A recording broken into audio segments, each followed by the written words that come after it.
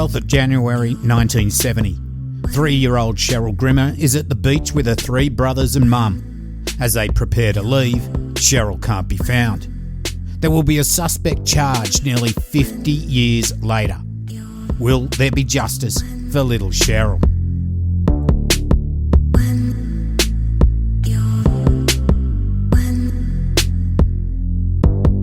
Hi, I'm your host Cambo. Grab a beer and pull up a deck chair. This is True Crime Island, another true crime podcast.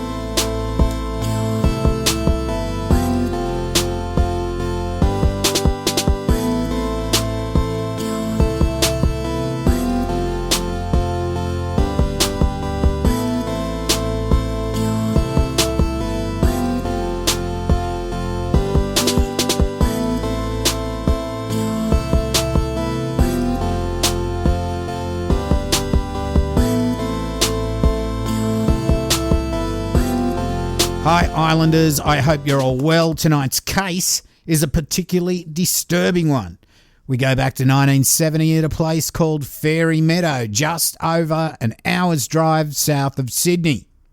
So, my sources tonight are the Guardian newspaper, ForgottenIllawarra.wordpress.com, the Illawarra Mercury newspaper, the Sydney Morning Herald newspaper, and 60 Minutes Australia again this week, which after listening to the case here, I suggest you look this one up on YouTube. Anyway, Fairy Meadow, it's a beachside suburb, and in the 1970s, it hosted a migrant hostel just off from the beach. This was the Balgownie Migrant Workers Hostel. It consisted of maybe 100 or more Nissen and Quonset huts. Now, these are cheap and easy to erect, and although hot and humid in the summer, I heard, like little ovens, they were okay to help you get a leg up so that you could move on and build your own house. And by the way, there is one at Wollongong Uni campus at the moment that is heritage listed, if you want to look that up on YouTube or wherever. So, for one young family that was staying at the Fairy Meadow or Balgownie Hostel, it was the Grimmer family. There was 20-year-old Vince, or sometimes known as John Grimmer, his 26-year-old wife Carol, and their 4 kids, 7-year-old Ricky, 5-year-old Stephen, 4-year-old Paul, and little 3-year-old Cheryl. The family had migrated from Bristol, England in 1969, and although the weather was a lot hotter than England, as we can imagine, the beach was just a short walk from the hostel. Vince was a corporal in the army, and he worked at Penrith, which is quite a distance away, so he was only home on the weekends, and Carol took care of the kids during the week. During January 1970 in Fairy Meadow, it was hot, very, very hot, and the Nissen huts were like little ovens. But hey, with a beach just a few minutes down the road, you could get out of the oppressive heat quite easily. So, on the 12th of January 1970, it was stinking hot. Carol decided to take the kids down to the beach to cool off and get them out of the house. So the family set off for the day, as they'd done a few times before with all the others that were suffering in the heat, down to Fairy Meadow Beach. Now, as you may have heard in the news and online, there are many dangers in Australia, dangers that will kill you. From box jellyfish, sharks, snakes, crocodiles, spiders, drop bears and bunyips, let alone rips that will drag you out into the ocean. On this day, there would be a danger that no one knew was lurking nearby. So as the family enjoyed the day at the beach, playing in the sand and cooling off in the water, around 2 p.m, a southerly buster arrived. Now, a southerly buster is a big wind from the south that usually comes through in the afternoon. On a hot day, it can bring such a relief as the cold southerly winds cool things down. But if you're on a beach, you take cover because all the sand's being blown all over the place.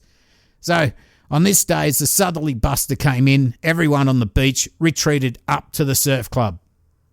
So Carol told the kids to get ready to go, and she sent Ricky to take his brother and sister up to the wash shed amenities and toilet block to wash off all their sand. The 4 children walk up together, and when they reach the amenities block, Cheryl wants to have a drink from the bubbler. As she's only 3 feet tall, Ricky has to lift her up to get a drink. Now, from what I can gather, they will all go into the men's washroom where they hose off the sand, or they might have hosed it off outside the washroom. I'm not 100% sure there. But then Cheryl goes into the women's area. When Ricky tells her to come out, she teases him to come and get her. Ricky and his brothers went to get their mum, who was still at the beach packing up, to go and get Cheryl out.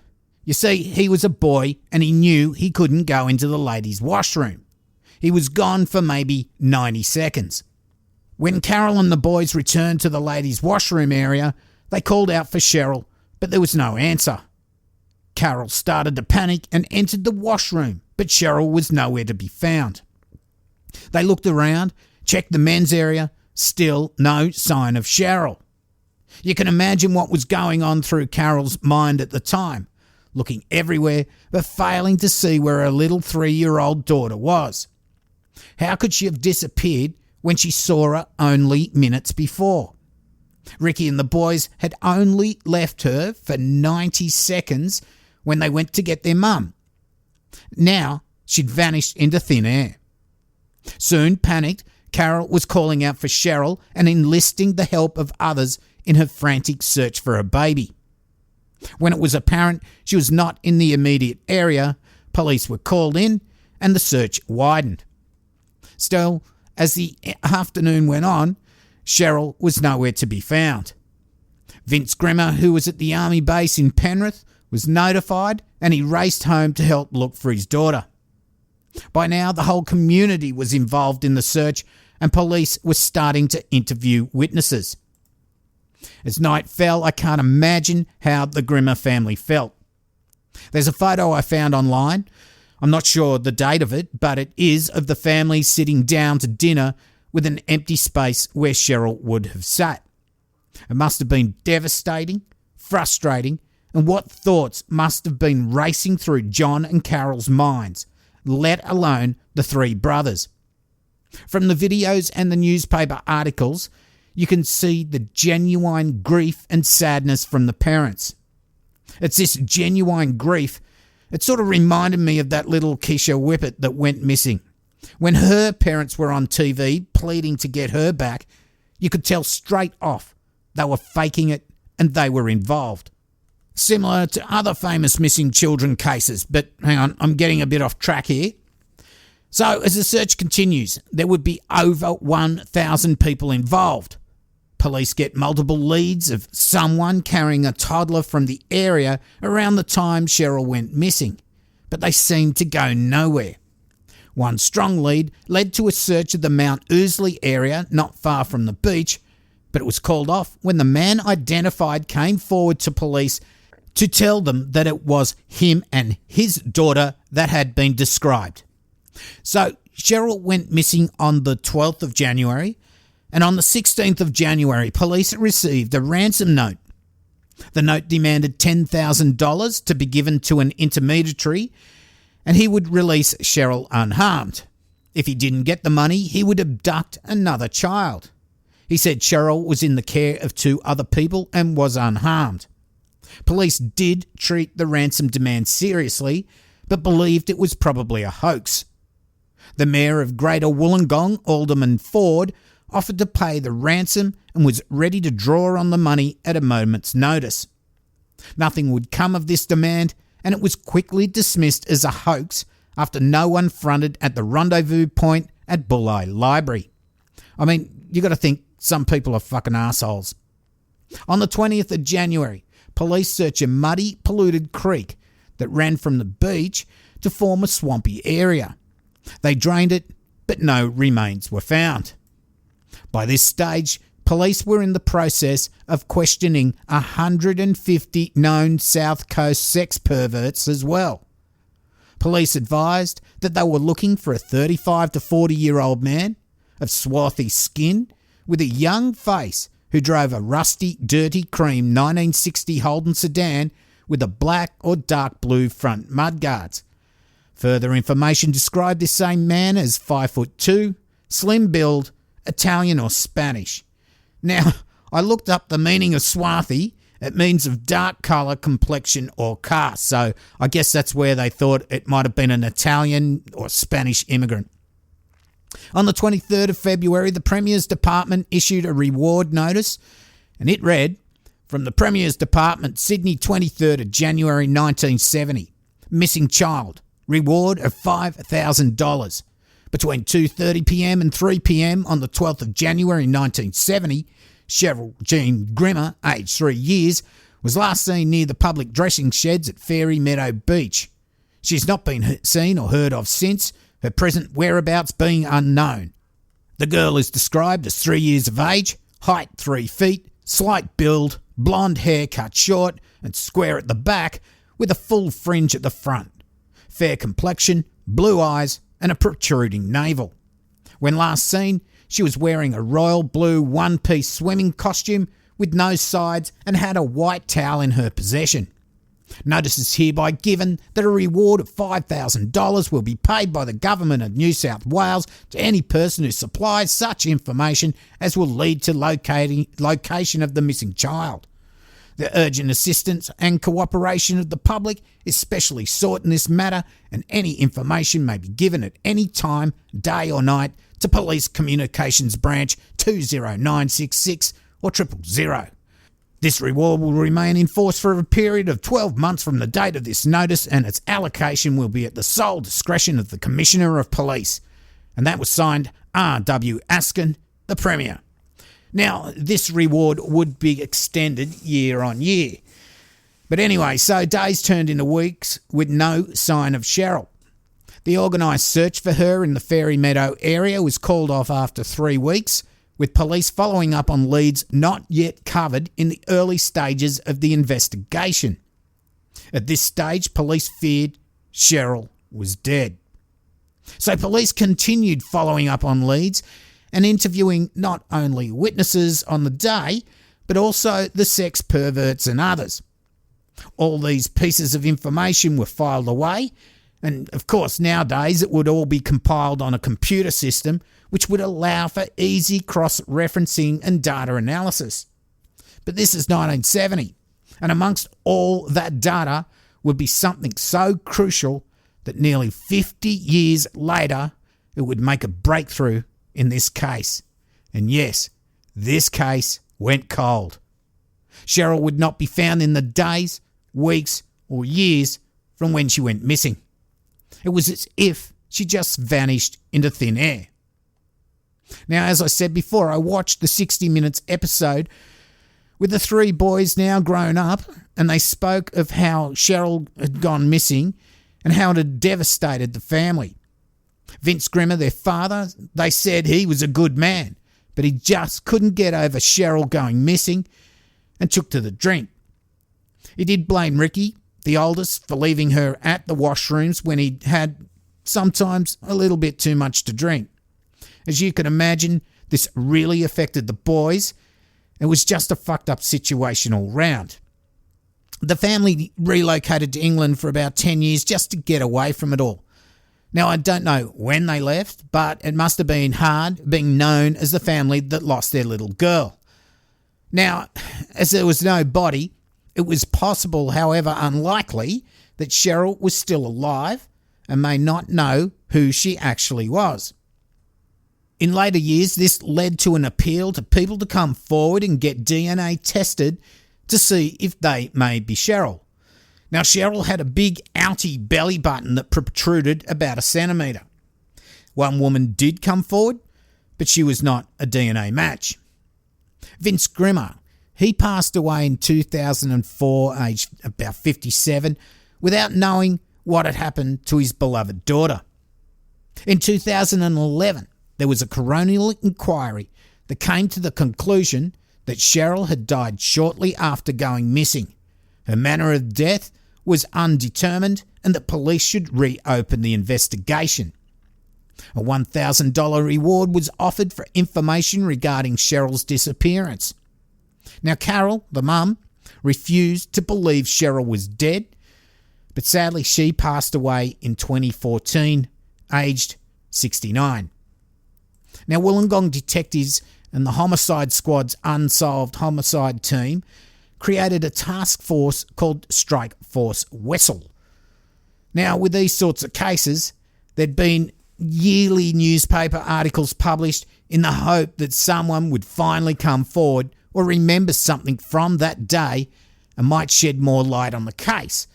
But no, decades would go by, but then a detective, Frank Sanvitali, would be assigned to look into the cold case in 2016. He went about re-interviewing witnesses from the boxes of files on hand. As you can imagine, 45 years after the event, some of the witnesses were dead and others would have distorted memories from the length of time since that day in January 1970. However, he persevered. Then he came upon a file which would be a bombshell and open up the case in an amazing manner. The file he came across contained a statement from a 16-year-old boy in which he confessed to abducting Cheryl, killing her, and then hiding her body. This statement was taken on the 29th of April 1971 after he was suspected of being involved in Cheryl's disappearance. At the time, the boy had escaped from a juvenile detention home. This must have been a what-the-fuckity-fuck moment for Detective Sandoval. He must have had to read and reread the statement multiple times and pinch himself in case he was dreaming. Now, I don't have the full confession, but from news articles, here are the main points. The 16-year-old boy said that he watched Cheryl being lifted up by her brother to get a drink from the bubbler at the amenities blocks. He then saw her three brothers disappear. Now, this could only have been known by someone who was there, and this is corroborated by the three brothers who said they'd helped to get a drink. He then goes on. The little girl walked west between the pavilion and the boat shed, and he grabbed her, put one hand over her mouth to stop her from screaming, and carried her away towards the main road and hid in a drain for about 35 minutes. He then tied a handkerchief and a shoelace around her mouth and used a black shoelace to tie her hands behind her back. He said he was intending to have sexual intercourse with her. He then took her a short distance to a bushland area. She started to scream as soon as he took the gag off her, and he put his hands around her throat and told her to shut up. She stopped crying and stopped breathing. He said he panicked, placed bushes and dirt on her body. He took off all her clothing, and in a panic he ran off. The only items he left there were shoelaces. He took her cozies or swimming costumes and towel. He then made his way back to Fairy Meadow Beach. He dumped the towel at an Ampol service station, and he burnt her swimming cozies in an incinerator at a beach camping ground towards Corrimal. He told police that he left her body on a property with a tubular gate and a cattle grid near the corner of Brokers and Balgownie Road. Now, whether or not Brokers and Balgownie Road were there at the time, or they might have just been old tracks, but the area was just rural and bush. Police would go to this area, which in January 1970, as I said, farmland, but it was getting ready to get subdivided. By the time they investigated the area with the young boy, it was already being developed, and the boy was now unsure of the exact location of the body. Police interviewed the owner of the property at the time, and he told police there'd never been a cattle grid or tubular steel gate on the property. With this, police decided that there was not enough substantial evidence to arrest the boy, and it didn't warrant further investigation. Wow. So this file, it just went back in the cabinet. Now, when Detective Frank Sanvitali investigated this confession in 2016, he found, after investigation, that all of the confession was true and it could be corroborated.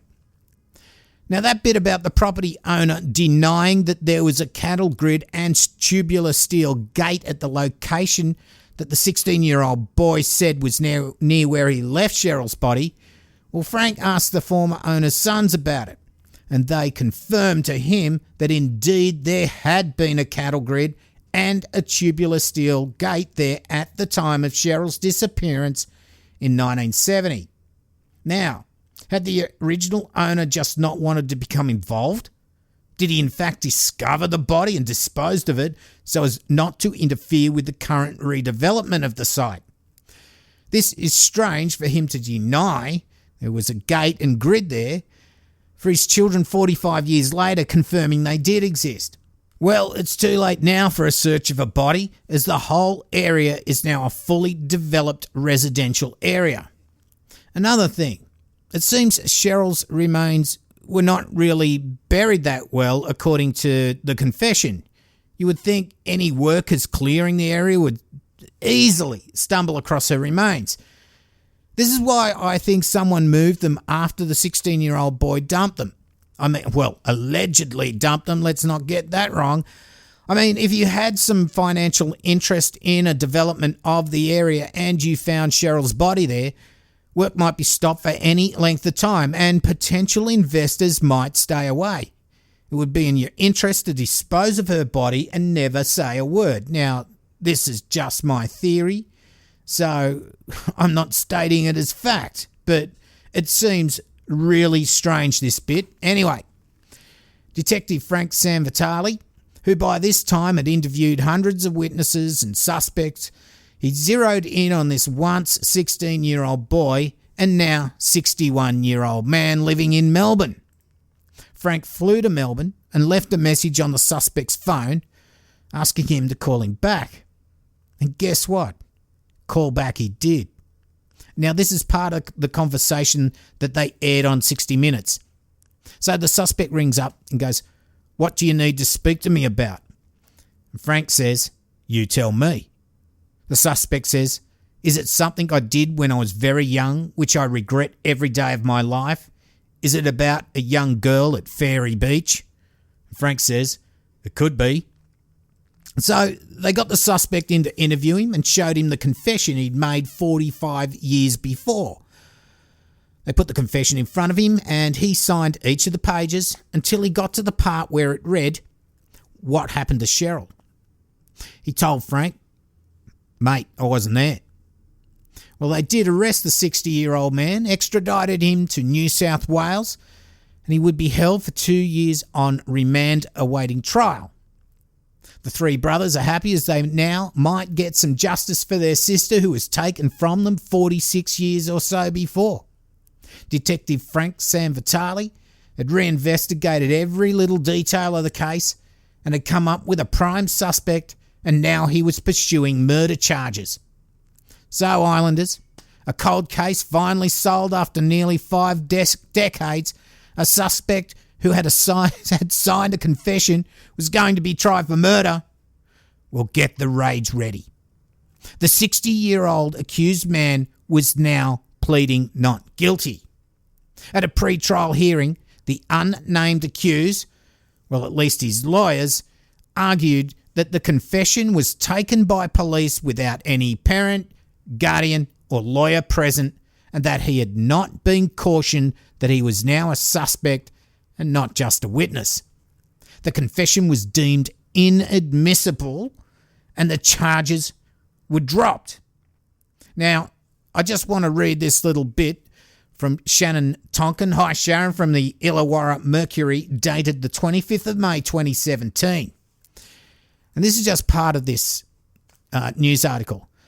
Legal aid lawyer Laura Fennell said it would be argued at trial that her client was significantly mentally unwell at the time he made the alleged confession, and that anything he said at the time was inadmissible in what was already a troublingly weak case. The prosecution case relies on the confession, and that will be contested, she said. Great lawyering, Laura Fennell, great job.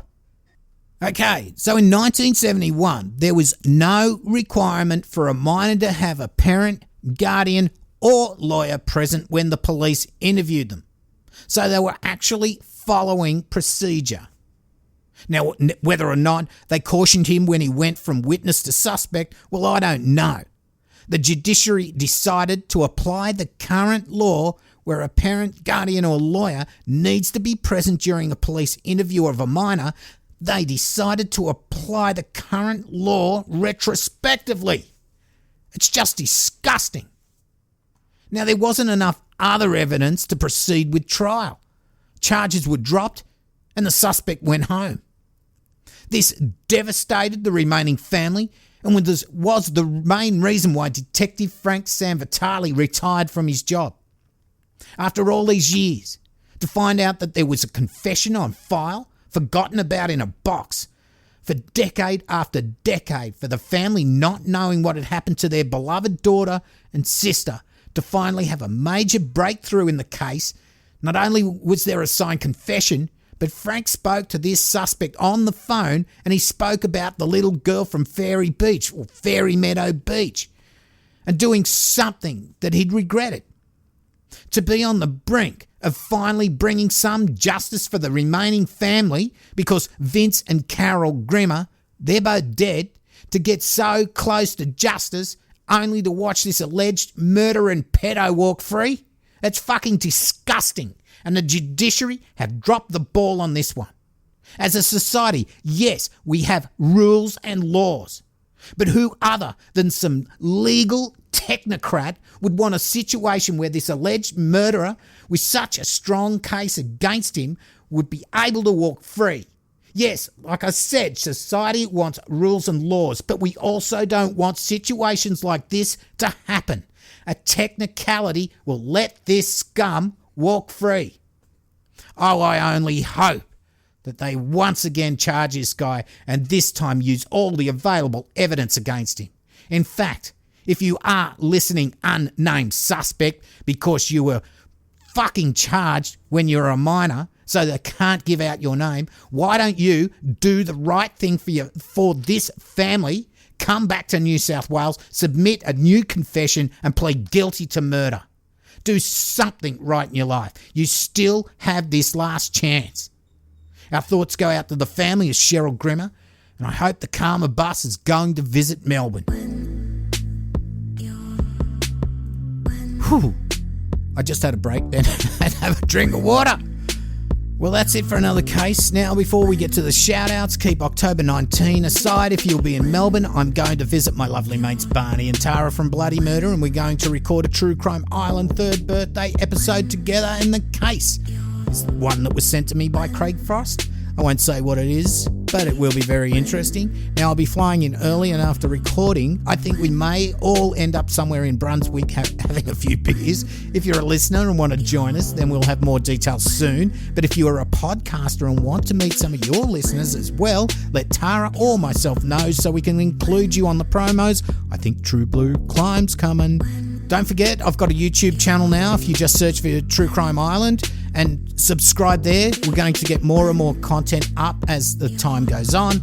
Please subscribe to the channel, share with your friends. Once I do get a few more subs, I might do a few special video segments. We'll see what happens.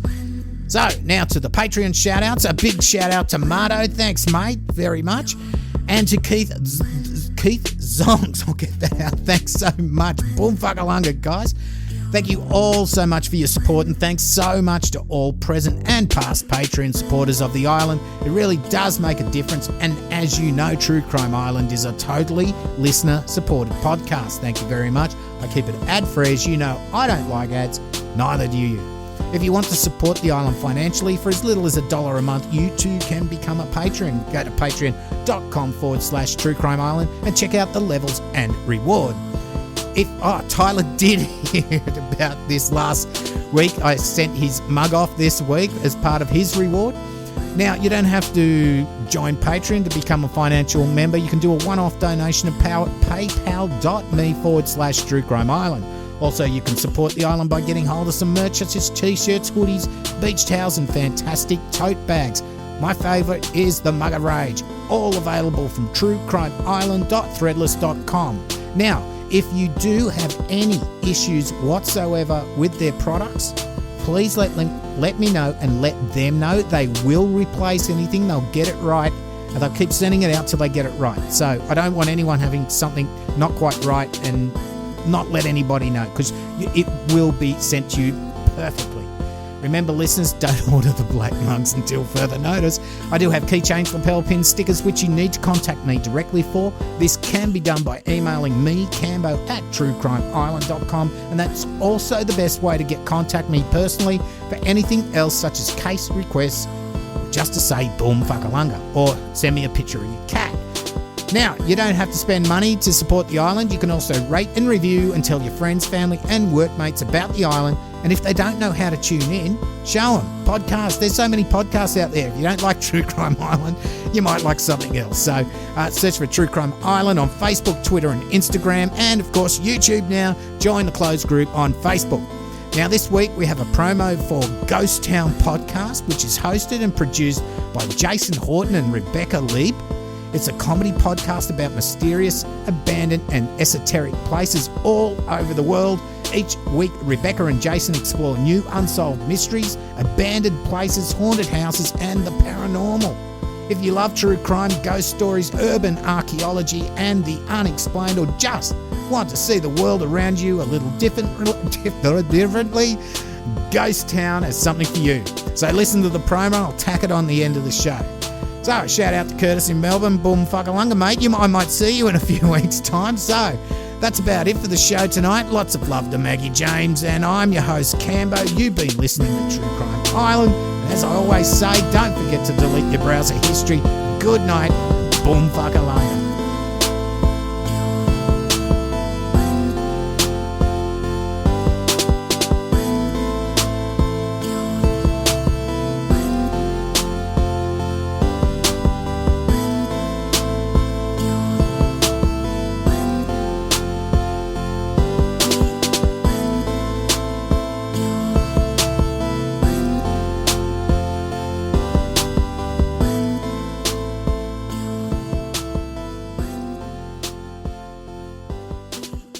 Hi, I'm Rebecca Lieb. And I'm Jason Horton. And we're the hosts of Ghost Town, a comedy podcast about all places abandoned, tragic, mysterious, haunted, and true crimey. That's not a word. We cover all kinds of locations like the Los Feliz Murder House, an LA murder frozen in time, Action Park, the world's most dangerous amusement park, John Benet Ramsey's house, Woodstock 99, the Cecil Hotel, and the Black House. Ooh, Satan. So pause the podcast you're currently listening to immediately and go subscribe to Ghost Town. You can find us at Apple Podcasts or wherever you get your podcasts.